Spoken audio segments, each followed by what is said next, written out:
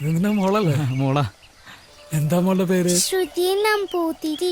ശ്രുതി പോരെ, എന്തിനാ നമ്പൂരിവാല്? ഹരിഹര, വീട്ടിയും EMS ഒക്കെ നമ്പൂരി മനുഷ്യനാക്കാൻ ഒരുപാട് കഷ്ടപ്പെട്ടതാ. നീയൊക്കെ മനുഷ്യനെ വീണ്ടും നമ്പൂരിയാക്ക? നിന്റെ കവിത എഴുത്തൊക്കെ ഇപ്പോഴും ഉണ്ടോ? ശാന്തിപ്പണിയാ. കവിത എഴുതാൻ എവിടുന്നാ നേരം? ഈ മണിച്ചേട്ടൻ പറയണ പോലൊന്നല്ല, ഭക്തി കൂടി വരികയാണ്.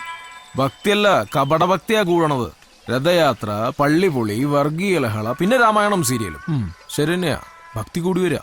കപട നിരീശ്വരവാദികൾക്ക് എന്താ പറഞ്ഞുകൂടാത്തത്? രാമായണ സീരിയൽ വന്നേ പിന്നെ എത്ര പൊട്ടിപ്പൊളഞ്ഞടക്കുന്ന അമ്പലങ്ങളാ പുനഃപ്രതിഷ്ഠ നടത്തി കെങ്കേമാക്കിയത്. ഇത്ര തറവാട്ട് ക്ഷേത്ര പുതിയത് വന്നത്. അതുകൊണ്ട് നീ സുഖമായിട്ട് ജീവിച്ചു പോണു. അതെ, നിന്നെ പറഞ്ഞിട്ട് കാര്യമില്ല. നമ്പൂരിനെ മനുഷ്യനാക്കാൻ നടന്ന വീട്ടിക്കും EMSനും പേരിനോട് ചേർന്ന ആ ജാതി വാലെടുത്ത് കളയാൻ പറ്റിയില്ല. ഈ നാട്ടിൽ നിന്ന് ജാതി പോവില്ല. ഇഷ്ടം എന്റെ മണിച്ചേട്ടാ, പേരിന്റെ ഒപ്പം നമ്പൂരിനോ നായിരുന്നോ കാണുമ്പോ നാട്ടിലുള്ളൊരു അംഗീകാരം, പ്രത്യേകിച്ച് ഈ താഴ്ന്ന ജാതിക്കാരുടെ ഇടയിൽ. ഉദാഹരണത്തിന്, ഏത് താഴ്ന്ന ജാതിക്കാരുടെ അമ്പലമായാലും ഞങ്ങള് നമ്പൂരിമാര് ശ്രീകോവില് കയറി പൂവിച്ചാലേ ദൈവസാന്നിധ്യം ഉണ്ടാവും എന്ന തോന്നല് മാറിണ്ടോ? അതില്ല, പക്ഷെ അതുകൊണ്ട് അതൊരു സൗകര്യാക്ക. മനുഷ്യനെ നമ്പൂരിയാക്കണത് ഞങ്ങളല്ല, വിഗ്രഹത്തെ തൊട്ട ദൈവ അശുദ്ധാവെന്ന് കരുതുന്ന താഴ്ന്ന ജാതിക്കാരന്റെ കോംപ്ലക്സാ.